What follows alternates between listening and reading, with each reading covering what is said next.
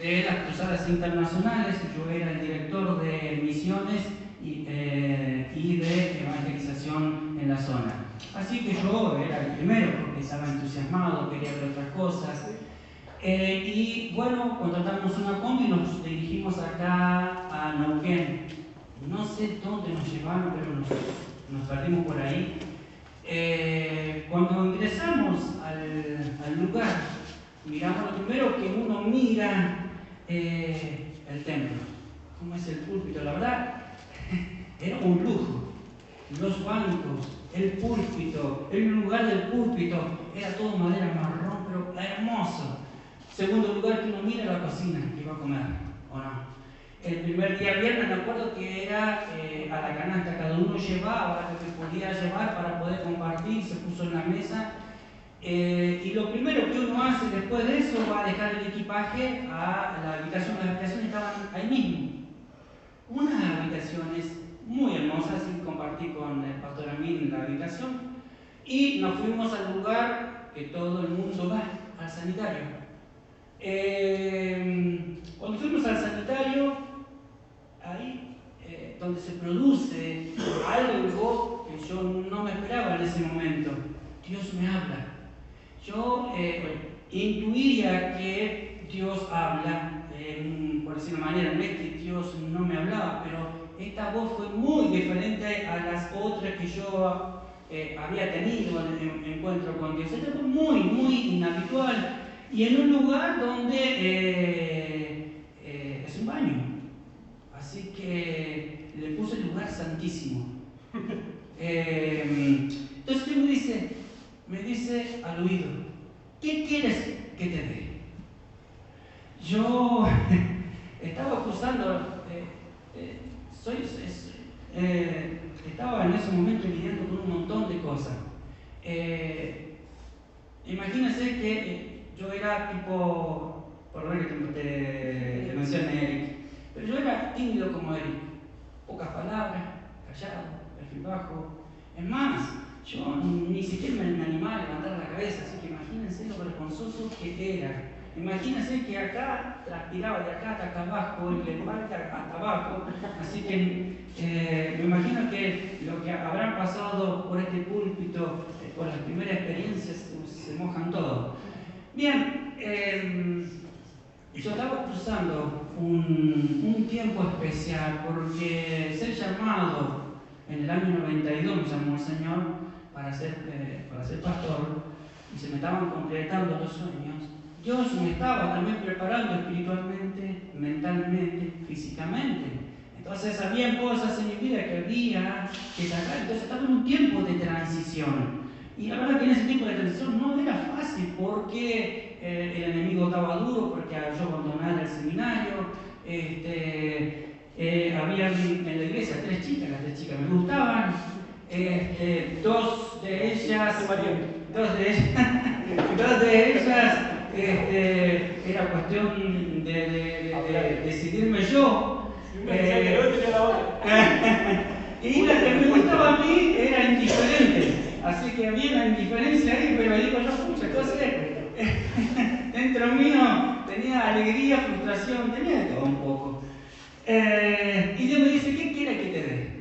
¿Qué quiere que te dé? Y en ese momento en el baño, ¿qué se me puede ocurrir?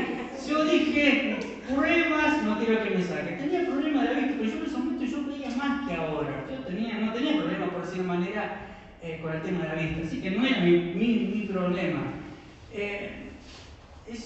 Yo pienso así y digo, Señor, me gustaría algo diferente. Algo que marque mi vida para siempre. Y la cuestión es que estoy ahora alineando, la vamos a dejar para que vos la disipes cuando vos quieras. Y si me puede dar las tres chicas, mejor. Ahí estábamos tipo Salomón, ¿no? Así que le digo, Señor, yo quiero un abrazo tuyo, algo que me marque a mí. Y yo le digo, y el Señor se estaba como que yo lo sentía como que si no, pero Señor, detente, le digo, si vos me estás dando de esta oportunidad, yo creo que sea algo exclusivo y especial. No cualquier llamado, no cualquier abrazo, no cualquiera. No. Tiene que ser exclusivo. Si lo vas a hacer exclusivo, Señor, dame la mentalidad para que yo pueda saber que vos me vas a dar algo exclusivo a mí, ya que viniste aquí a hablarme y lo que me dijiste. Ese viernes entonces dejamos las cosas arriba de la mesa, tenían los hermanos ya preparados para preparar todos los alimentos. Nos pasamos al culto. Este pastor venía de predicar desde, no sé, yo sé que pasó por Perú, Bolivia, y de allá lo invitaron a este pastor y vino a predicar acá. Cuando empezaba la alabanza, ya la presencia de Dios estaba ahí, porque imagínense, habían líderes, habían pastores, había un espíritu diferente, algo, y con cruzadas internacionales, era algo novedoso, era algo, la verdad que el clima, Dios estaba allí, muy fuerte. Así que cuando pasó el pastor a predicar, imagínense que cuando empezó a predicar, fue tan fuerte el mensaje, tan lindo, que me impactó. Y digo, Señor, acá está lo mío. Si me vas a llamar, yo quiero que sea exclusivo. Y ahí yo me puse en mi mente de decirle al Señor, si vas a llamar, no vas a llamar. Si vas a llamar, vas a tener que hacer 2, 3, 4, 5 llamados para que pase yo solo al frente. Si no, no es exclusivo. Si vos me dijiste, yo te pido exclusivo. Pasó esa noche. Ese mensaje nos llevó al cielo y nadie se quería ir a dormir. Estábamos todos ahí sentados, nos mirábamos uno a otro, pero el pastor dice, bueno, tenemos que ir a dormir, tenemos que romper, tenemos que cortar, porque mañana continúa esto, bueno, así que nos fuimos a dormir. Así que lo primero que hice, me fui al lugar santísimo y le dije, Señor, ¿qué pasó? Que en la reunión así no me hablaste, no me dijiste eso que acordamos, que me dijiste. Así que me fui a dormir. Y digo, será en la mañana, porque había un culto en la mañana, talleres, culto a la noche. Así que, bueno, me levanté, me fui al lugar santo, oré, y le dije, Señor, bueno, si es la mañana, yo quiero que sea exclusivo. Soy de esas personas que cuando vos me prometés algo, yo te lo cobro. Así que no me prometan nada, no me ofrezcan nada porque yo te lo voy a cobrar. Así que nos levantamos, desayunamos, nos fuimos. Yo me fui al culto y no me senté muy adelante, me senté como en la quinta fila solito. Yo quería que Dios hablara conmigo solo y a solas. Así que bueno, para frustración, ese mensaje en el cielo nos llevaron a pasar el cielo, la eternidad, donde estaba el Señor. Estábamos ahí arriba, nadie se quería bajar de ahí, era excelente. Pero no vino el llamado. Yo miré. Se terminó la reunión y me fui al lugar santísimo otra vez a orar. Digo, Señor, yo no quiero perder esta oportunidad, porque si vos me vas a dar algo eterno, algo que vos vas a descender y me lo vas a dar, tiene que ser algo especial. Yo no me podía ni siquiera soñar, ni siquiera podía imaginar aquello. No podía imaginar cómo iba a suceder. Era todo una situación ahí, ¿no? Así que bueno, estuvimos en los talleres y llega el culto de la noche. Así que llega el culto de la noche, el pastor predica. Cada mensaje íbamos más arriba, más revoluciones. Imagínense que ya ahí ya estábamos sentados al lado del trono de Dios con ese mensaje. Digo, acá está lo mío. Acá el Señor lo único que tiene que hacer es extender el brazo y abrazarme. No pasó nada. Me quedé ahí. Bueno, fue el lugar santísimo de vuelta antes de me acostar. Oré y me fui a acostar. El domingo era el último culto. No había talleres, había desayuno, predicación despedida y a evangelizar. Preparar las maletas para ir a Chile. Llega el domingo, el pastor se pone acá frente, tipo Arwin, y empieza a predicar. Todos miraban como ustedes me están mirando.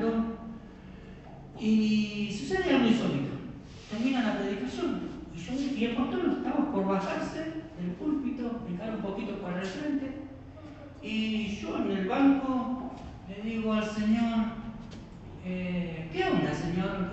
¿Te olvidaste? Yo me incliné la cabeza del banco y le dije, Señor, vos me dijiste que me iba a dar algo especial. Entonces, ¿qué hace el pastor? Estaba terminando la predicación y iba a tirar el micrófono y se devuelve. Ajá, dije yo. Y el pastor dice, por el cargo del Espíritu Santo, dice, yo tengo algo que hacer aquí especial. Así que voy a hacer un llamado especial. Bueno, acá está lo mío, dije yo. Llama. Pero antes de llamar, él dice, lo voy a hacer que todos se pongan de rodillas. Así nos pusimos todos de rodillas. Ajá, digo, acá está lo exclusivo entonces, por ahí va. Y hace el llamado. Pero yo estaba con los ojos cerrados. Él hace el primer llamado diciendo ruido de tacos, de mujeres, de hermanas y de hermanos con zapatos, para el frente.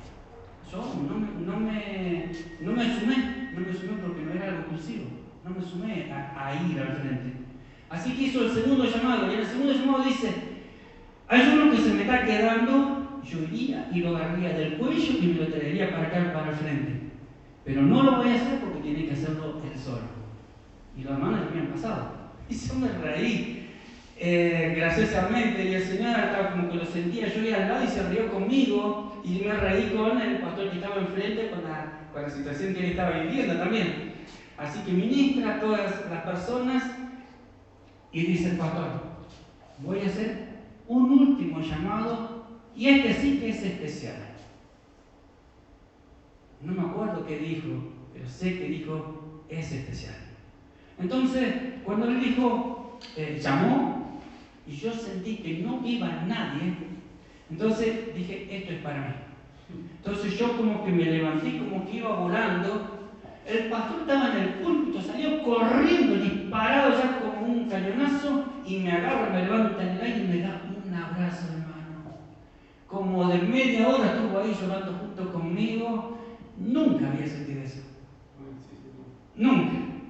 Nunca había tenido un encuentro con Dios y que me haya respondido como yo quería. Inclina tu rostro. Inclina tu rostro. Yo no sé. Yo le pregunté al Señor si iba a responder lo que yo le voy a decir a usted. No me dijo nada. Yo creo que este es a título personal. Yo creo que vos en esta noche te propongas ahora y le digas al Señor y le pidas al Señor ahora una petición. Mientras tanto, yo te voy a cantar una canción. Pensar en la petición.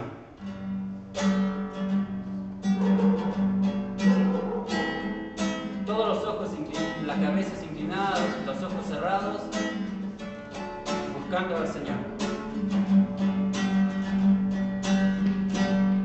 Algo está cayendo aquí, es tan fuerte sobre mí. Mis manos levantaré y tu gloria tocaré. Algo está cayendo aquí, es tan fuerte sobre mí. Mis manos levantaré y tu gloria tocaré.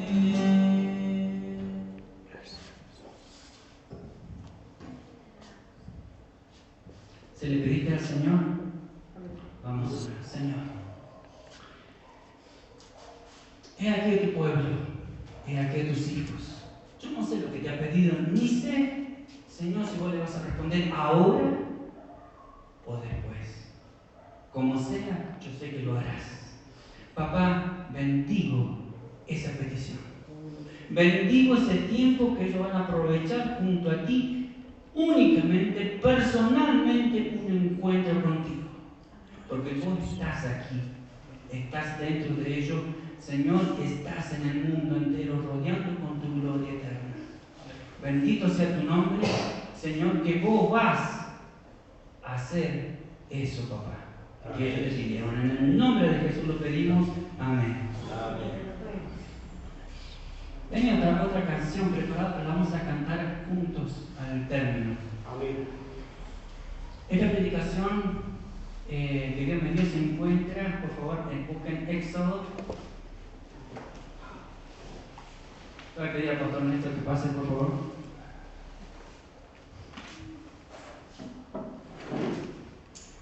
Que me lea la palabra. Se encuentra en Éxodo capítulo 40, versículo 34, 35, 34. Escuchen, por favor. Entonces una nube cubrió el tabernáculo de reunión y la gloria de Jehová llenó el tabernáculo. Y no podía Moisés entrar en el tabernáculo de reunión porque la nube estaba sobre él y la gloria de Jehová lo llenaba. Y la nube se alzaba del tabernáculo, y cuando la nube se alzaba del tabernáculo, los hijos de Israel se movían en todas sus jornadas. Pero si la nube no se alzaba, no se movían hasta el día en que ella se alzaba. Porque la nube de Jehová estaba de día sobre el tabernáculo, y el fuego estaba de noche sobre él, a vista de toda la casa de Israel en todas sus jornadas. Amén. Amén. Amén. Amén. Amén. Los rabinos en ese momento a esa imagen, a esa situación, a ese momento que ellos vivieron, los rabinos le pusieron una palabra que al decirla todos se van a dar cuenta. Es Shekinah. Es una presencia de Dios que se vio a lo lejos. ¿Sí? Antes de explayarme en el mensaje, así veo que ustedes cuando abren en Mateo capítulo 1 hay una genealogía, ¿no?, que habla de dónde viene el Señor Jesús, y habla de 42 generaciones que anticipadamente de dónde vino, por decirlo de manera, el linaje de Jesús. 42 generaciones que fueron divididas en 3 secciones de 14. Yo me tomé el tiempo y agarré, puse digamos, el tiempo saqué desde el tiempo de Abraham a el tiempo de Jesús hay 2000 años. Entonces dividí las 42 generaciones y me dieron un total de 58 años promedio que una generación vivía. Entonces después hice la cuenta de dividir las 3 secciones, 14 años, y la sección que más años me dio fue la de Abraham con David, porque hay como 750 o 800 años que me dio una vida de cada generación de 58 años. Las otras generaciones de David al rey Josías y de Josías hasta la aparición de Juan el Bautista me dieron, son 400 años. Cada de 14 generaciones de 400 años me arrojó 28 años. Es como para decir tan poco que vivieron. Solamente como para comentario nada más, ¿no? Vemos un tabernáculo allí, pero para darle sentido a este tabernáculo nos vamos a remontar a la última genealogía, donde empieza con Abraham, ¿sí? Hay un tiempo del Antiguo Testamento y hay un tiempo en el Nuevo Testamento. En el Antiguo Testamento se divide este tiempo en 3 etapas. ¿En cuántas se divide? 3 etapas. ¿Sí? Desde Abraham a David a Josías hasta Juan el Bautista, que anuncia a Jesús. En el Nuevo Testamento este tiempo también es súper especial, se divide en 2 etapas. El tiempo de Jesús y el tiempo del Espíritu Santo. Vamos a ir viendo el tiempo del Antiguo Testamento. Para darle vida a lo que Abraham hizo con Melquisedec, vamos a trasladarnos al tiempo 5000 años antes de Cristo. Nace un señor allí llamado Noé. 5000 años nace y está en el capítulo 7 de Génesis. En ese momento, la generación, digamos, desde Adán hasta Noé, fueron 9 generaciones.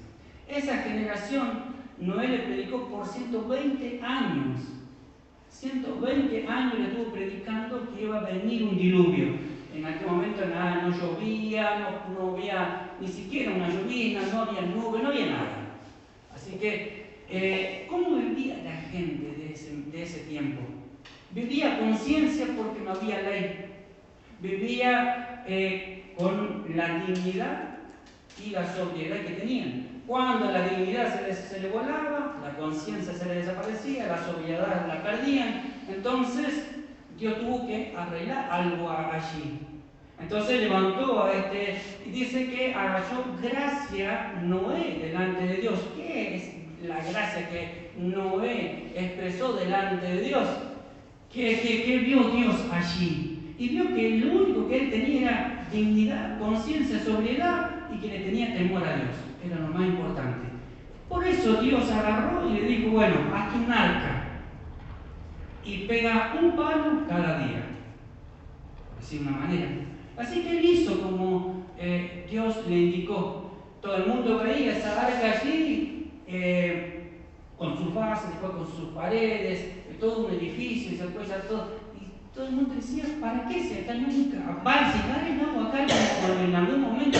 La verdad que era algo increíble para creer que el agua de algún lado, uno puede ver un río que se desborda, un mar que se sale un poco, pero no que en la nada se levante, pues se va a levantar tanta agua para levantar esa arca. La verdad que era increíble para creer. Pero bueno, la gente ya no creía en nada, estaba totalmente turbia su mente. Bueno, vino el diluvio y aquella gente murió. Yo le hago una pregunta, porque yo me hice esa pregunta. ¿Por qué murió esa gente? Y ustedes van a decir, obvio, que le haría yo, y por los pecados que ellos hacían. Sí, es parte. Pero quédense con esa pregunta ahí, y después al final la vamos a responder. Entonces Noé levanta el arca, se mete dentro del arca, está todo el tiempo, creo que son 3 meses, que se levanta el agua, ¿sí? Toda la historia. El arca se asienta y el arca de salvación. Dios empieza a mostrar allí el primer Shekinah, presencia de Dios. ¿Cómo viene la presencia de Dios hacia nuestros días y lo que vamos a ver ahora? ¿Por qué vos tenés esta libertad? ¿Por qué hay gente que en este tiempo se emborracha, atropella personas, se adultera, se fornica, hay hechiceros, un montón de maldades, hay un montón de personas que mienten, que hay un montón de personas que roban, que delinquen, etcétera, etcétera? Hay cristianos, inclusive nosotros, que se nos pasan malos pensamientos, y hay cristianos que dejan mucho que desear. Bueno, ¿cuál es la diferencia entre nosotros y aquella generación que fue sepultada por agua? La respuesta la vamos a tener un poquito más para adelante, lo voy a dejar pensar.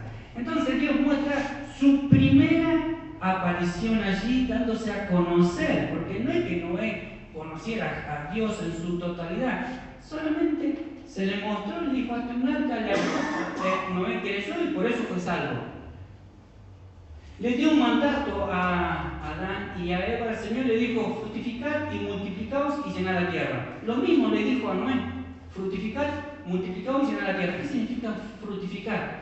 Es decir, que Dios a esa generación Dios le dio fertilidad y le dio el fruto que era el hijo, y le dijo, de esto tienen que multiplicarse. O sea que no solamente era la idea de tener un hijo, la idea era tener todos los hijos que pudieran. Por eso antes eran 15, 20 hijos, pobre Señor. Pero era lo de antes. Mientras, por decir de una manera, la alegría de las mujeres antes era tener 20 chicos. Eso era el honor, era la gracia de la mujer tener hijos. Así que no había tele, no había radio, no había nada en ese momento. Era fabricar nada más. Entonces Dios hace y le dice, fructificad y llenad la tierra. Fíjense que no le dan ni una promesa más. Es decir, la idea literal de Dios dice, llenar la tierra de seres humanos. ¿Qué le dijo? Llenar la tierra de seres humanos. Nada más. De ahí, de la aparición de Noé al tiempo que aparece Abraham, transcurre 3.000 años. Así que imagínense si la tierra no se llenó, si no fructificaron, si no obedecieron a Dios. Y ahí aparece un Abraham que Dios lo toca. En medio de todo un sistema de idolatría, allí Abraham decide creerle al único Dios. En pocas palabras, estamos comenzando la primera etapa, ¿sí? La primera etapa. La recién fue una introducción para darle un trasfondo a esto especial que yo quiero que ustedes vean. Entonces el Señor allí con Abraham le dice, transcurre un hecho. 5 reyes, en eso estaba el sobrino de Abraham, se habían dividido. Acuérdense que los dos eran multimillonarios, entonces era necesario dividirse. Lot se fue para Sodoma y Gomorra y Abraham se quedó recorriendo la tierra que el Señor le había prometido. Entonces los reyes de Sodoma, Gomorra y 3 reyes más querían enfrentar a 4 reyes que eran poderosos. Pero estos 4, obvio, al tener 5 reyes con 5 ejércitos, dijeron, nosotros vamos a poder más. Y los otros vinieron y lo pasaron por arriba, de tal manera que se llevaron todo, hasta Lot, todos se llevaron. Agarra, y esto es lo sorprendente, agarra a Abraham con 2 amigos más. No sé cuánto iban a la guerra, pero no era la cantidad de ejército que tenía Sodoma y Gomorra y los 3 reyes más. Salen en búsqueda, porque Abraham, contaba con la presencia de Dios, sabía que iba a ganar, y fue tras aquellos 4 reyes, les cayó, les dio una gran mortandad, los derrotó a los 4 reyes, no por el poder físico, sino por el poder de Dios que obraba en Abraham. Entonces cuando vuelve Abraham de esa lucha victoriosa, trae a Lot, trae sus pertenencias, se encuentra con esto que ustedes quiero que marquen, como yo tuve el encuentro con Dios. Quiero que vean esto. Se encuentra con Melquisedec. Y acá está lo lindo, porque acá donde comienza el tema de Shekinah. Un Shekinah que se apareció a Noé con un arca de redención. Ahí apareció el arca. Ponemos el arca. Ahí apareció el arca de redención. Y lo que estamos viendo aquí es un pacto. Vamos a ver cómo se genera este pacto. El tema lindo de todo esto es que Abraham ve a Melquisedec. Melquisedec es como un escribano celestial. Es un mediador entre Dios y el hombre. ¿Sí? Melquisedec iba a certificar firma de Dios con un hombre. Melquisedec era el rey de Salem.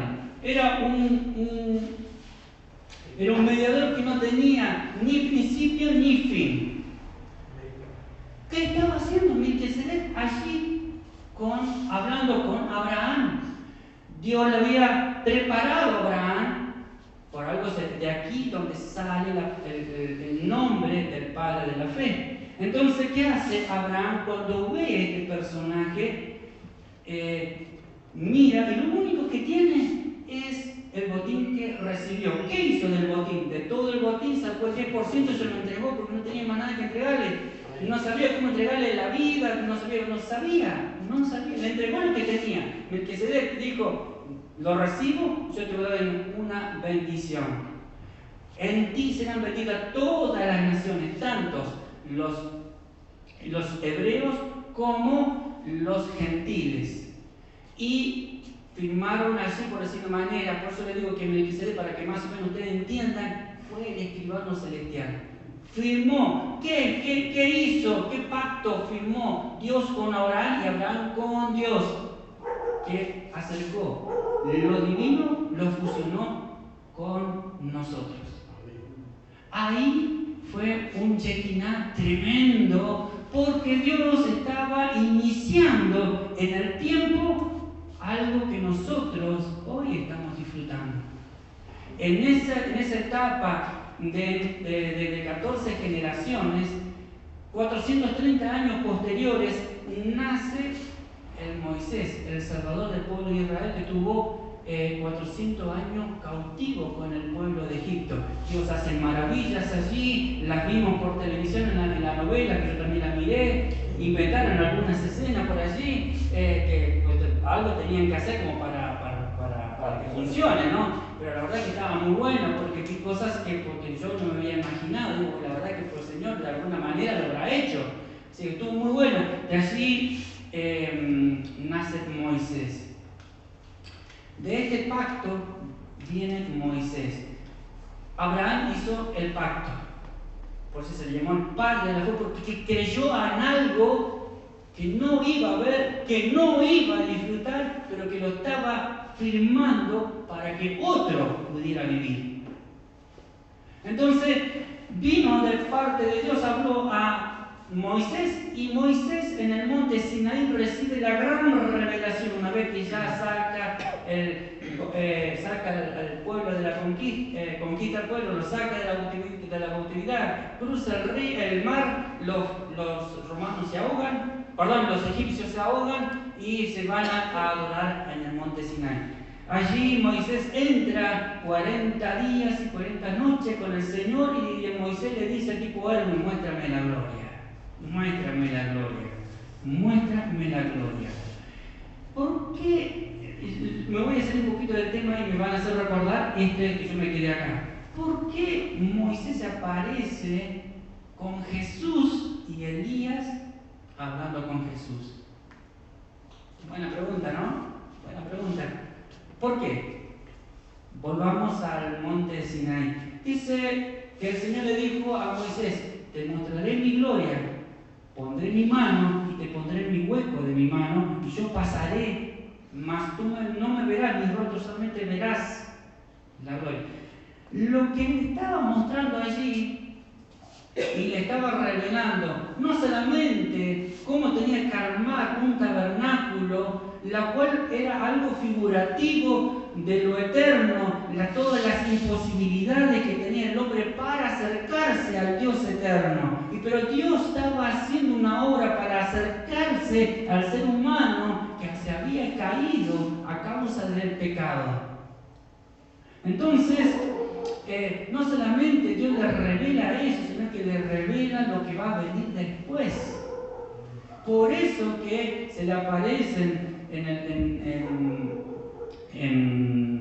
Getsemaní, me parece que no, en Getsemaní, en el monte Getsemaní, así que hablan, Jesús se transfigura y aparece Elías y Moisés. ¿Hablando qué? ¿Por qué Jesús necesitaba que lo inspiraran? Y porque ellos estuvieron hablando anticipadamente lo estuvieron. Entonces, ¿qué le estaban diciendo? Señor, acuérdate que estuvimos hablando en el monte Sinaí y yo te tenía que venir acá y alentarte. Ese fue el secreto. Moisés, ¿qué sale? Se baja del monte Sinaí, donde nadie se podía acercar. Y esto es justamente la palabra. Arma, ¿no es cierto? La muralla, que eran cortinas, cierra un predio con cortinas. Dentro del predio, que era grande, pone en la entrada el lugar de sacrificio, donde se quemaban las ofrendas, la purificación, el lugar santo y el lugar santísimo. Ahora yo voy a decir una cosa. La palabra de Dios dice literalmente que venía la nube y se posaba sobre el lugar santísimo y llenaba la nube de fuego, todo eso. Imagínense que el pueblo de Israel miraba todo ese espectáculo allá y decía: ¡wow! ¡Tremendo! Algo que apareció de arriba, vino, se puso ahí. ¿Cuándo se posó? Cuando y esta es la otra parte que Dios levanta, y es algo figurativo de lo que iba a venir a posterior. Levanta a Aarón y Leví como sacerdotes. Levanta el sacerdocio. Levanta, quédense con eso, levanta un sacerdocio. Y los sacerdotes eran exclusivamente lo que se podían meter a hacer los sacrificios, las quemadas, de los sacrificios, poder ingresar una vez al año al lugar santísimo. Una vez el sacerdote ingresaba a ese lugar santísimo. Ponía en el lugar santo, ponía los panes, prendía las velas, le echaban allí aceite de oliva, pero en el lugar santísimo, ¿qué había en el lugar santísimo? Había justamente el arca. ¿Se acuerdan del arca de Noé? Esa arca de la salvación ya estaba allí produciendo efecto. Esa arca de allí tiene un propósito. Estaban los querubines arriba, ¿sí? Con las alas extendidas, como un símbolo de protección. Dentro del arca estaban las tablas de la ley, estaba el maná y había una vara que había florecido. Nada más. Es el lugar santísimo. Ahora, imagínense ese panorama. La nube ahí arriba, presencia de Dios y la gente. Yo me imagino, si yo le pedía a Dios que lo quería tocar, abrazar, acercarme, la gente se lo voy a figurar de esta manera, para que lo entiendan. Mi papá, en provincia Banderas, fue a Mendoza y me compró una bicicleta, no me acuerdo el nombre, hispano-francés. Una bicicleta con un cambio nomás para hacer derrapar, huir y todo lo que yo quería. Pero no era una bicicleta cualquiera. En ese momento, en el año 77, las bicicletas antes eran cuadradas nomás, así nomás, con freno delantero y no tenía más nada. Esta bicicleta tenía todo, porque la bicicleta, entre la rueda delantera y la rueda trasera, en el cambio en medio, tenía una bisagra. Le sacábamos al seguro y la bicicleta de la rueda delantera se acoplaba a la rueda trasera. Entonces era más fácil llevarla. Entonces la agarraba y la metía en el baúl del auto y salíamos. Y después la extendía, ponía el seguro y listo. La autorita, ¿no? No, era hispano francés. Yo me acuerdo que era hispano francés, porque era como un rojo cromado. Cuando el dueño la lavaba, brillaba. Cuando el dueño no la lavaba, así estaba. Pero tenía los ojos de gato atrás, los ojos de gato adelante, tenía una parrilla atrás, tenía para el manubrio para regularlo, tenía para bajar el manubrio, todo era práctico. Tenía los frenos delanteros, tenía el freno trasero, pero tenía algo que las demás bicicletas no tenían en ese tiempo. Cuando usted andaba, pedaleaba, descansaba, y lo que las otras bicicletas no podían hacer, yo lo hacía.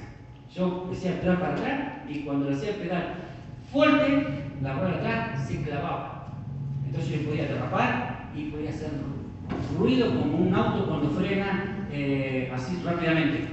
Entonces, ¿por qué digo esto?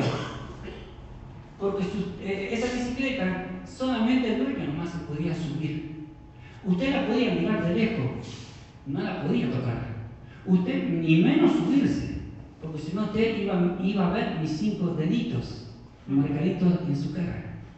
Y iba a ver mi piececito de Messi pateando el trasero suyo. ¿Me explico? Entonces, imagínense en aquel Shekinah, la nube bajando al santuario. El que se acercaba salía fuego de esa nube y lo consumía. El pueblo se quería acercar, solamente lo podía mirar. No se podía mandar ninguna macana porque si no venía el ángel de Jehová y ¿qué hacía? Una mortandad. De a 100 morían. Si Moisés y Aarón no corrían y se ponían entre los muertos y los vivos y levantaban un incienso a Dios, el ángel de Jehová no se detenía. Hubo un momento en que murieron miles. En otra ocasión el pueblo también se mandó una macana, aparecieron serpientes y marcaron. ¿Cuántos murieron allí? De aquí que hicieron la víbora, la fabricaron, la fundieron, la pusieron en alto. Cuando la pusieron en alto, me picó, la miraba y ya estaba sano. Por lo menos estaba sano. Y le hago una pregunta, y yo también me la hice en ese momento. Y ese pueblo pecó gravemente, de tal manera que de los 20 años en adelante, todos murieron en el desierto. No hubiese sido nada que hubiesen muerto en el desierto, sino que no entran a la vida eterna por la incredulidad, por la la dureza del corazón. Pero yo le hago una pregunta. ¿Por qué el pueblo murió? ¿Por qué el pueblo de Noé para atrás murió? ¿Por qué murió Sodoma y Gomorra? ¿Por qué murieron? Podemos decir, obvio, por la dureza del corazón, porque perdieron la dignidad, la sobriedad, porque perdieron la conciencia. Es parte de la respuesta, pero no es la respuesta. No es la respuesta. Dios está dando luces de su Shekinah, de la presencia de Dios en el tiempo. Imagínense que entre que hizo el pacto Abraham con Moisés se llevamos 430 años. Y ya dos cosas ya Dios estaba dilucidando bien concreto, de tal manera que en la conciencia, en los corazones de las nuevas generaciones, esto ya estaba, los padres lo estaban pasando a sus hijos. Pero no entendían por qué o el para qué. Solamente ellos tenían que decir, obedecer a los 10 mandamientos, decretos y estatutos. Y el que no obedecía, muere. Así de simple. Ojo por ojo, diente por diente. Era dramático. Era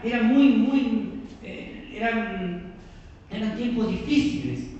Desde ahí, desde Moisés vemos que saltamos a la segunda etapa donde aparece el rey David.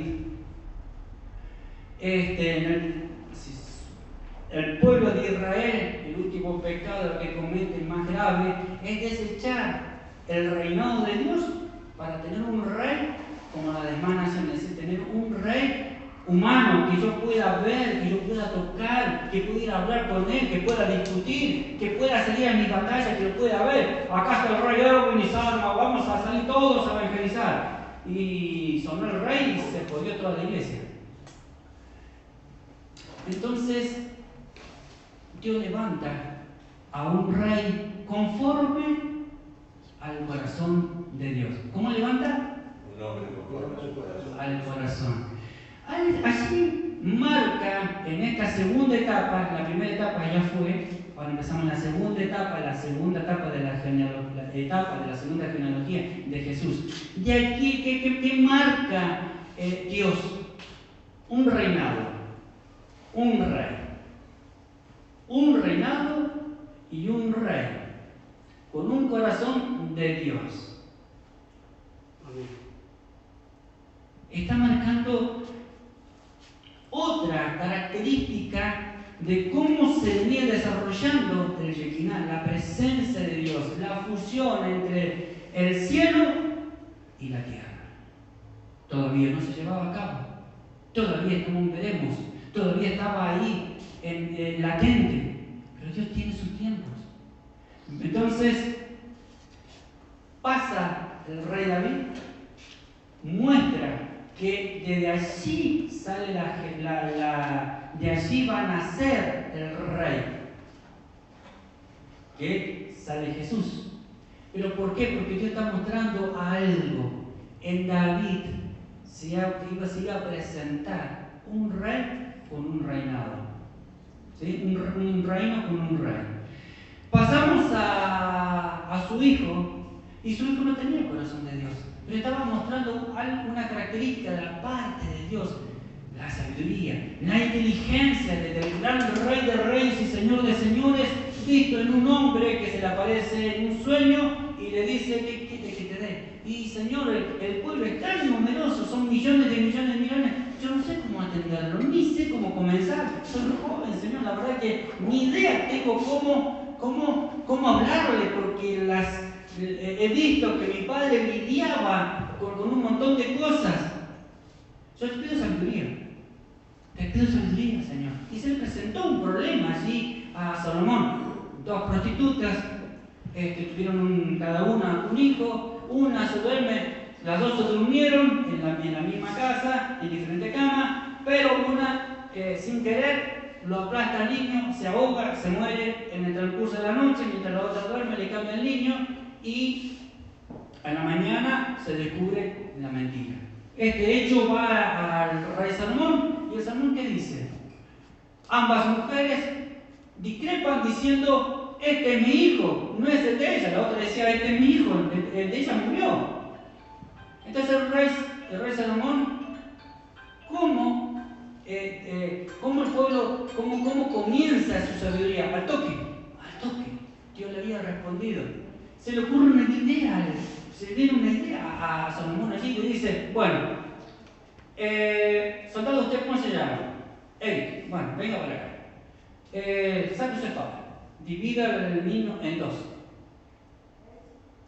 Entonces la mujer, que realmente era la madre, le dijo, no, déselo a ella. ¿Para qué lo va a matar? Prefiero dárselo a ella, prefiero que viva y no que muera. Verlo a mi hijo ahí muerto, eso habla de un hijo. Y ahí el rey Salomón le dijo, denle el niño a esta mujer porque esta es la verdadera madre. Ahora, y aquí viene lo lindo para lo que no es tan espiritual, pongámosle, ¿sí? Pongámosle algo bonito, o tapen el oído a la señora allí. Imagínense por qué no tenía corazón el rey Salomón.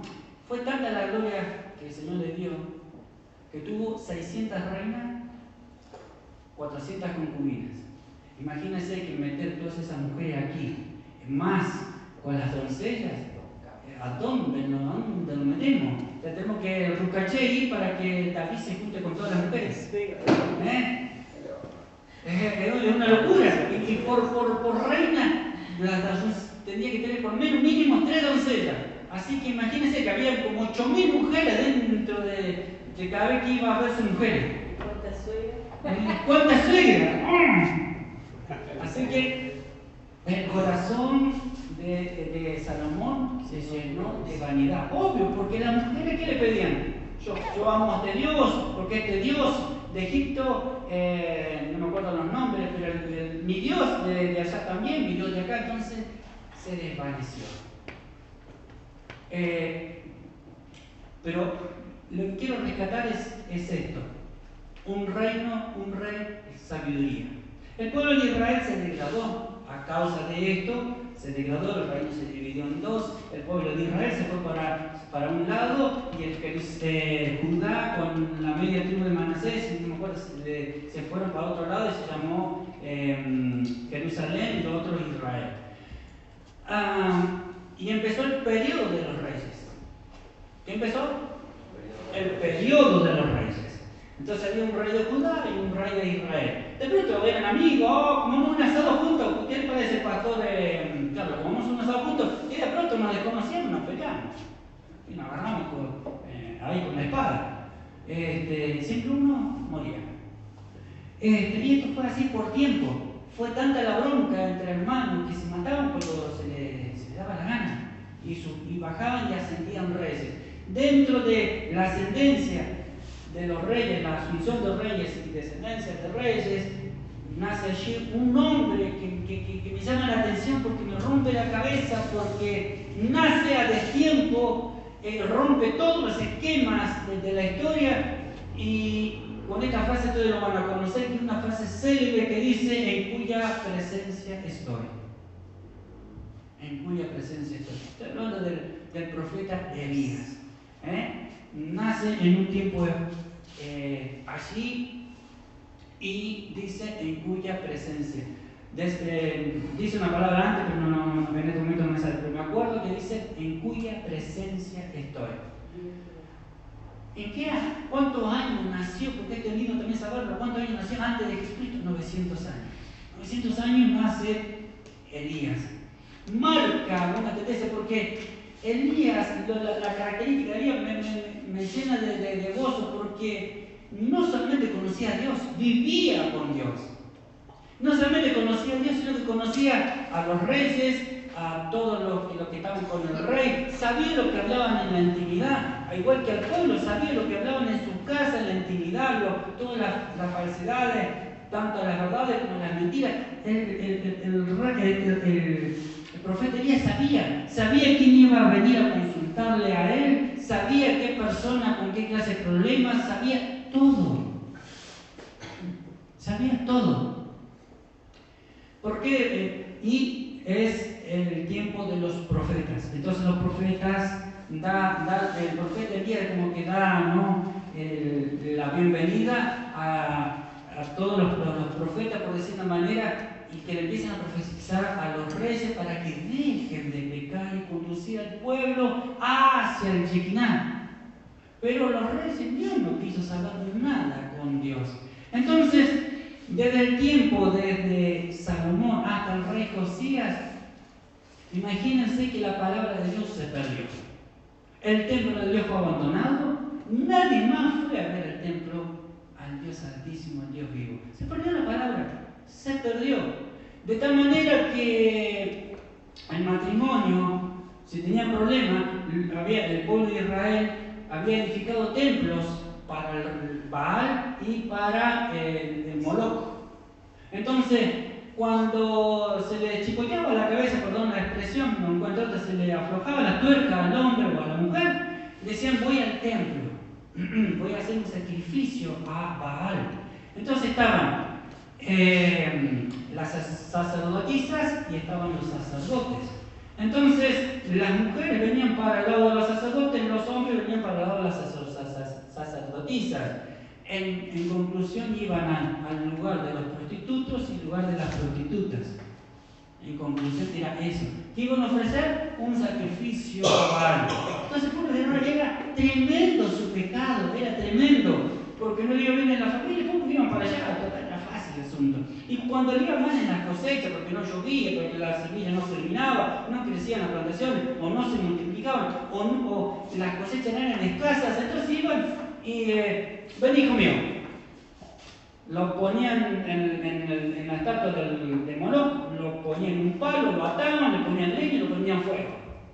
Entonces así, de esa manera, podían tener cosecha. Y si no, hacían un camino de brasas ardientes y pasaban allí y todos quemaban.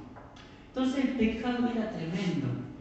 Para la segunda etapa la finaliza el rey Josías.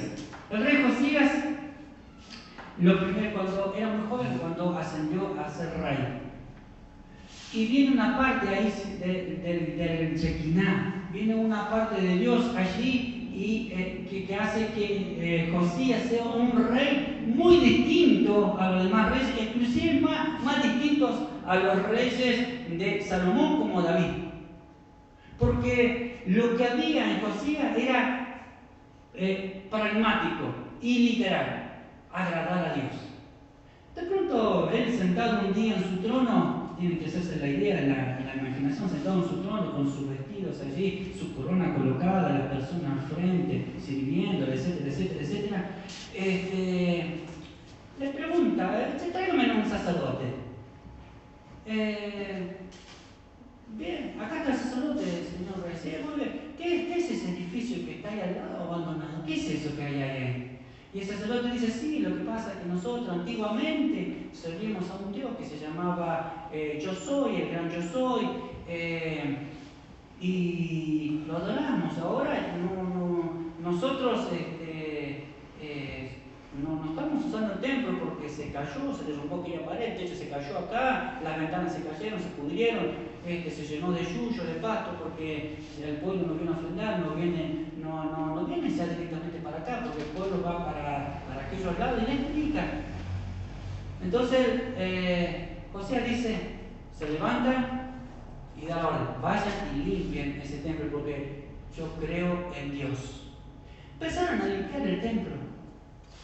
De pronto un sacerdote dice: oh, la Biblia, oh, encontré los pergaminos, oh, y se lo llevan al rey Josías. Entonces viene Josías y dice: bueno, ¿qué esperan que no me lo leen? ¿Qué esperan que no me lo leen? Entonces ve allí las cláusulas y dice: a este pueblo viene una gran maldición. ¿Qué hizo el rey Josías? Uno se levantó, rasgó sus vestidos, echó ceniza en el cabello. Una profetisa que había allí le dice: por cuanto hubo esto en tu corazón de volver el pueblo de Dios a Dios, no va a venir toda esta calamidad que leíste en la palabra, no va a venir en tu sangre, va a venir en tus hijos. Entonces, ¿qué hace el rey Josías? Sale, agarra a todas las prostitutas, los mata a todos, demuele todos los templos y hace una fiesta solemne de celebración a Dios. Y dice la palabra que no hubo fiesta. Fíjese que Salomón, con toda la pompa, estuvieron como un mes matando miles de animales de sacrificio, porque él solo, Salomón, donó como 2.000 animales. Y los ricachones de aquel tiempo, ¿cuánto donaron? El pueblo era tanto que demoraron como un mes, 10 noches trabajando con David no se quedó atrás tampoco, pero dice que con lo poco o mucho que tenía Josías, hizo una fiesta desde los tiempos de los jueces. Tremendo fue la conversión, no solamente en sacrificio, sino que él tocó el corazón del pueblo. Y así termina la era de la segunda etapa y termina la era de los reyes. Así concluyen los reyes. Así concluye. Después de ahí, en el año 609, que nació el rey Josías, el pueblo de Dios es llevado cautivo y inicia la tercera etapa. Muchos le llaman la etapa del silencio. Yo lo voy a demostrar. Sí, era una etapa de silencio, pero también hubieron cosas allí expuestas. En el año 538, el pueblo de Israel, de la tierra de Babilonia, vuelve al lugar de donde fue sacado y empezaron a hacer el templo. Habían vivos todavía abuelos que vieron el templo de aquella gloria, que cuando estaban echando los cimientos, estaban llorando, todos estaban llorando, pero habían dos lloros y dos clamores diferentes. Uno, habían visto el templo de rey Salomón, que era la pompa. Y esto quiero que lo guarden en su corazón. Salomón levantó un templo a Dios tremendo y bajó el Shekinah. Así que tenemos el arca, tenemos el pacto, tenemos el reinado, tenemos el rey, tenemos el templo y ahora comienza la tercera etapa. Viene el pueblo de Dios, echan la base para levantar el templo nuevo que se iba a edificar, pero no iba a ser con la pompa de anterior. En este tiempo de transición, en este tiempo de silencio, el Shekinah allí concluye dos cosas: el tiempo de los reyes y el tiempo de los profetas. Son más profetas, no hay más reyes. ¿Qué pasa? Dios en esta etapa culmina el trabajo con utilizar o levantar a hombres de fe. Termina. Pero en el cielo, quiero hacerle algo figurativo, no paró de trabajar. Imagínense conmigo esto. Estamos en el cielo. De pronto hay una orden en el cielo que dice que todos los carros de fuego se tienen que acomodar desde el tercer cielo, desde la tercera dimensión hasta la tierra. Imagínense allí la tierra prometida allí y viendo carros de fuegos poniéndose a servicio. Y los que estaban fuera de servicio también adentro. Estaban las huestes, estaban los principados, estaba el ángel Miguel, el arcángel Gabriel, estaban allí. ¿Qué estaban haciendo? Estaban edificando un camino desde la eternidad hasta lo provisorio, un camino. Ordenaron que ese camino se vistiera de color rojo, como de sangre, desde arriba descendiendo hasta abajo. Los carros a derecha y a izquierda acomodándose, armados hasta los dientes, dispuestos. De pronto llaman también a Moisés y llaman a Elías en la cúspide. De pronto se siente un zumbido, vienen los querubines volando la plataforma de Dios, el tabernáculo, el trono de Dios viene allí y se establece en aquel lugar. Decir, y la gloria de Dios se llena, relámpago, hay truenos, ahí se mueve todo. los 24 ancianos se sacan las coronas, se las arrojan al Señor, se inclinan ante el Señor y todo el mundo diciendo aleluya, gloria a Dios, Señor, acá estamos dispuestos para hacer lo que usted nos mande que hagamos. 400 años, todo esto se estaba preparando. De pronto, del trono de Dios, 3 personas se ven allí, un solo Dios. De pronto, la voz de alguien le dice, llegó tu hora. De pronto, uno de los que están en la plataforma, uno se saca la corona, se saca la vestidura y lo deja en el trono. De pronto de ese trono se baja una escalera y empieza a descender esa persona allí. Se junta con Elías y con Moisés, y Moisés y Elías le pasan la ropa a Dios y se hace un hombre como usted y como yo. Y Elías va atrás de Jesús descendiendo. Jesús hace una mirada hacia el trono y le dice, no hay otra forma. El trono le dice, no hay otra forma. Tiene que hacerse así. Entonces esta persona que va descendiendo, voy a obedecer hasta la muerte. Mientras tanto se descendía, acá en la tierra había otro escenario preparado. Un Juan el Bautista que nació solamente para algo exclusivo. ¿Y dónde estaba? Estaba en el desierto. ¿Qué estaba haciendo en el desierto? Concentrado en lo único que tenía que hacer él. Era una sola cosa. No tenía que comer nada, no tenía que distraerse ni con la tele, ni con mujeres, ni con incrédulos, ni lidiar con respecto a la ley, ni nada. Él estaba solo.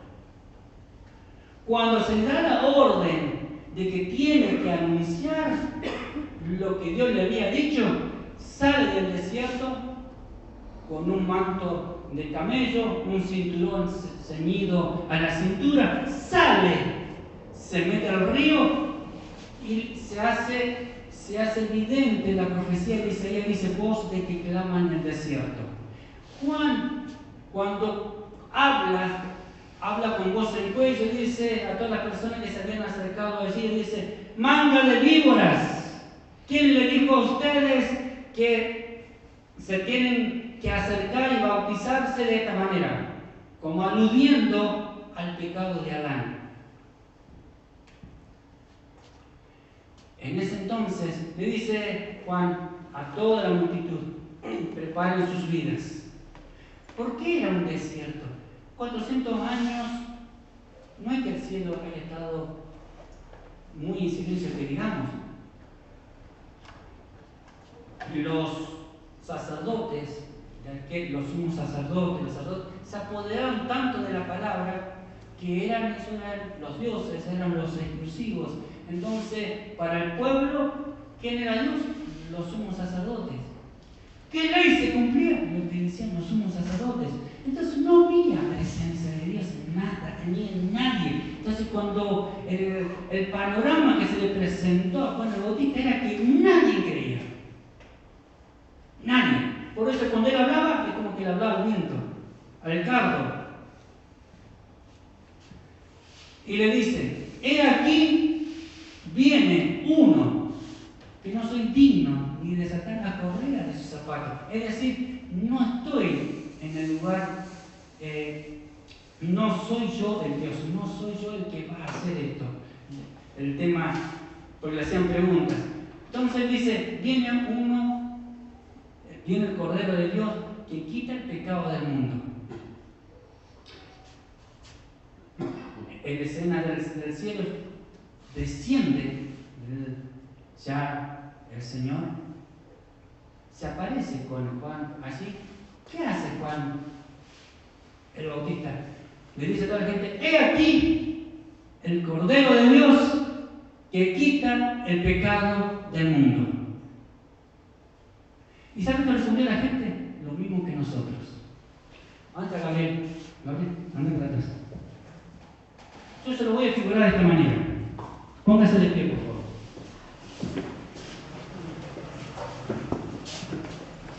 Yo, de Europa, llamé a una persona especial, y yo sé que a todo el mundo le gusta. Vino en su jet privado y aterrizó aquí en Neuquén. Por favor, Messi, pasar. Un aplauso, un grito de júbilo para Messi. Vamos, Messi, vamos, aplauso, aplauso, grito de júbilo, Messi, pasar, Messi. Vení, Leo. ¿Cómo anda, Messi? ¿Cómo te sentís? Y bien, feliz porque hice los 800 goles. La verdad, aunque me dio alegría cuando metiste los 800 goles. Qué placer el tuyo, ¿no? Y la verdad que sí, gracias a Dios, por fin lo pude hacer. Un aplauso para Messi. Para esto es así. Les vuelvo a decir. Juan el Bautista tenía un solo mensaje a entregar. Ahí viene el Cordero de Dios, el Dios Altísimo que descendió del trono a la tierra. Ve aquí a tu Salvador. ¿Cómo lo vas a recibir? Amén. Gloria a Dios. No han entendido.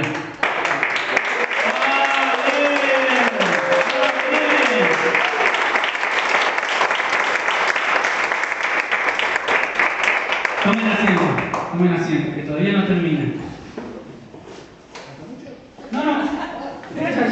Ya terminamos. Lo que pasa es que está. Ahora viene el segundo, el tiempo del Nuevo Testamento. Entonces aparece Jesús, aparece que venía el Espíritu Santo. Este es cortito. Ahora está Jesús en la tierra. Ahora vos te podés acercar, lo podés tocar, lo podés besar, le podés pedir. Y fíjate la característica. Aquellos que soñaban con tocar murieron. Estos que pudieron tocarlo no murieron. Fíjate vos que los sumos sacerdotes, cuando peleamos con Jesús, no lidiaban por los milagros, por esto, sino en la manera en que Dios manejaba el asunto en su reino. Era el debate entre los sumos sacerdotes y Jesús. ¿Por qué Dios hace las cosas de esta manera y nosotros las hacemos de esta manera? Eso fue el ataque directo a Jesús.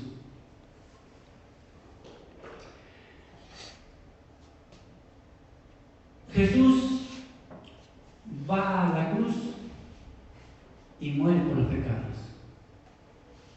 Yo te hago otra pregunta. ¿Por qué muere Jesús? ¿Por qué murió aquella gente de Noé para atrás, de Noé para adelante, de Abraham para adelante, de David para adelante, de Josías para adelante? ¿Por qué murieron? ¿Por qué murió Jesús también? Inclusive Moisés era un hombre que era perfecto. Se confundió una vez. Tenía que tocar la piedra. Él castigó la piedra, diciendo, difícilmente pueda salir agua de acá. Y por eso él no pudo entrar a la tierra prometida, no pudo guiar al pueblo. Además, Aarón y él murieron en el monte, Dios se lo llevó. Y el cuerpo de Moisés se lo peleaban entre los ángeles de Dios y los demonios, para preservarlo justamente para este día, me imagino. Viene la era del Espíritu Santo. Por favor, y esto ya con esto terminamos. Déjenmelo, por favor. Hechos capítulo 5, versículos del 8 al 10. Entonces Pedro le dijo, dime, ¿vendiste en tanto la heredad? Y ella dijo, sí, en tanto. Pedro le dijo, ¿por qué conviniste a intentar al Espíritu del Señor? He aquí a la puerta a los pies de los que han sepultado a tu marido y te sacarán a ti. Al instante ella cayó a los pies de él y expiró. Y cuando entraron los jóvenes la hallaron muerta y la sacaron y la sepultaron junto a su marido. Amén. Le hago la misma pregunta. ¿Por qué murió Ananías y Zafira 60 años del nacimiento de Cristo? después de Cristo, nosotros 60 años, o 27 años, porque Jesús murió a los 33 años, 27 años posteriores murió Ananías y Zafira. ¿Por qué murieron? ¿Por qué murió Esteban? ¿Por qué murió Jesús? ¿Por qué murió Moisés? La respuesta es que el Espíritu Santo allí, si uno lo lee literal, y uno dice, es obvio, mintieron, robaron, ¿por qué no dijeron la verdad? Pero la palabra está diciendo algo diferente. Aquí, 60 años después del nacimiento de Jesús, se le da por finalizado la era de la ley. Y de ahí en adelante, nosotros íbamos a vivir por gracia. Entonces ahora todo el mundo adultera, peca, roba, mata, viola, hace todo lo que hace y nadie es castigado por la llama de fuego, por el ángel de Jehová, etcétera, etcétera, etcétera, etcétera. Es el Espíritu Santo el que está reinando. Ese camino de sangre lo volvió a subir el Cordero de Dios, se sentó y se bajó el Espíritu Santo, el cual mora acá. Shekinah, presente en la vida de ustedes, presente en la vida mía. Ahora, ¿qué te impide justamente acercarte a Dios? ¿Qué te impide enamorarte de Dios? ¿Qué te impide adorar a Dios? ¿Qué te impide tocar a Dios, besar sus pies, sus manos, acercarse a Él? ¿Qué te impide? Si ya está todo consumido, la palabra de Dios totalmente consumida. Faltan cosas para concretarse, pero es la finalización de la vida humana en esta tierra. Pero Dios en este tiempo, estamos viviendo un tiempo de gracia donde te puedes acercar tranquilamente, evangelizar o dedicar el tiempo al Señor, tu vida. ¿Qué te impide? Cerrar los ojos.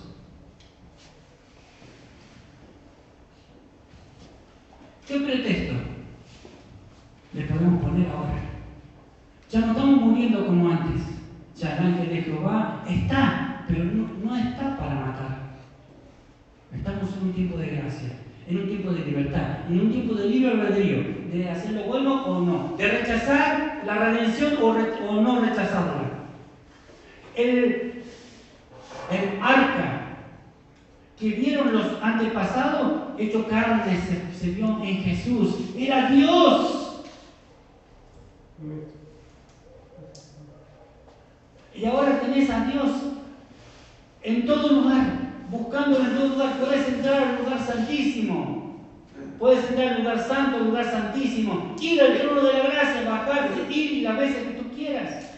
¿Por qué no lo haces? Queremos ver cosas tremendas, queremos ver una evangelización tremenda, queremos que nuestra familia cambie, quiero que mi vida cambie, que mi vida, mis hijos cambien. Pero si no me acerco con dos cosas importantes, leyendo la palabra de Dios y orando, fíjense que simple que es orar y buscar, leer y buscar a Dios en oración.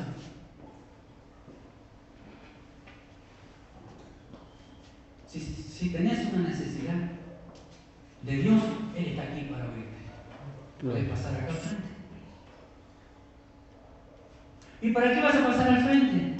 Para que Dios quite tu aflicción, o la piedra de tropiezo, o el problema, la situación que estás pasando ahora, Él te quiere sacar para que le sirvas. Libremente, no te quiere ver cautivo, porque Él ya te liberó, ya te perdonó los pecados pasados, presentes y futuros. ¿Qué más queremos? El pueblo anterior murió sin esta gracia. Murió sin esta gracia. Murió por la ley. Murió porque perdió la conciencia, la dignidad. Nosotros hoy perdemos la dignidad, perdemos la soledad, la conciencia. ¿Cuánta gente lo ha perdido? Pero si buscan a Jesús, vuelven a encontrar la sobriedad, la dignidad y la conciencia. Y lo más lindo, la presencia de Dios en sus vidas, reinando. No te costó nada. A ellos, al pueblo anterior, les costó la vida. Pero ahora a nosotros no está costando nada. No nos cuesta nada porque está todo regalado, gracias a Dios.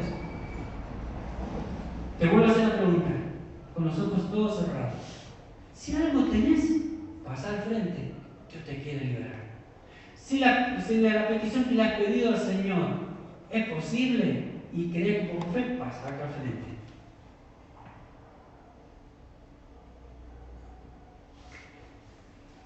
Mientras tanto, ustedes están orando, yo les voy a cantar una canción. Ya que me gusta cantar.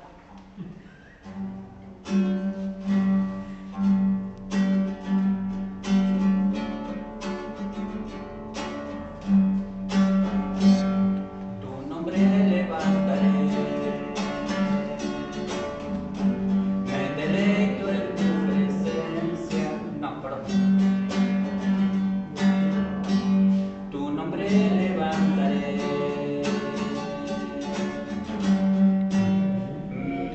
me deleito en adorarte. Te agradezco que en mi vida estés, que vinieras a salvarme. Dejaste el trono para mostrarnos la luz, de tu trono a la cruz, y mi deuda pagar, de la cruz a morir, de la muerte a tu trono, tu nombre levantaré. Dejaste el trono para mostrarnos la luz, de tu trono a la cruz, y mi deuda pagar, de la cruz a morir, de la muerte a tu trono, tu nombre levantaré. Tu nombre levantaré. Tu nombre levantaré. Amén. Señor, te damos gracias. Te damos gracias por tu palabra, por toda esta transición, por los tiempos, por la paciencia. Señor, otros murieron, Señor, sin ver nada. Nosotros que estamos en este tiempo viéndolo todo, Padre Celestial, por ahí no le damos la importancia que se debe, Padre. Es tan fácil lo que vos pedís, papá. Es tan fácil inclinar nuestras rodillas y buscarte en nuestra intimidad y buscar ese abrazo, Señor. Buscar esa diferencia, Señor, papá, que me una a ti, Padre Celestial. Dejar, Señor, situaciones, dejar pecado, dejar lo que estoy lidiando para buscar tu presencia a través de la palabra, de la lectura, en la evangelización, en la obediencia a ti, Padre. Pareciera que fuera difícil, pero es tan fácil. No le hiciste nada complicado, Padre. Señor, y yo miro hacia atrás y digo, Señor, si aquellas personas tuvieran esta posibilidad, Dios mío, solamente la vieron desde lejos, Padre, no se podían acercar, no lo podían tocar, no podían besar tus pies, no podían tocarte, Padre, porque morían instantáneo. Nosotros que lo podemos hacer no estamos aprovechando, Señor, este tiempo contigo, Padre. Por eso te pido perdón, Padre. Bendigo, Señor, a Neuquén, bendigo a Argentina, bendigo al mundo, porque tu gloria llena el mundo entero, Padre. Gracias, Padre, por este tiempo. En el nombre de Jesús. Amén. Amén.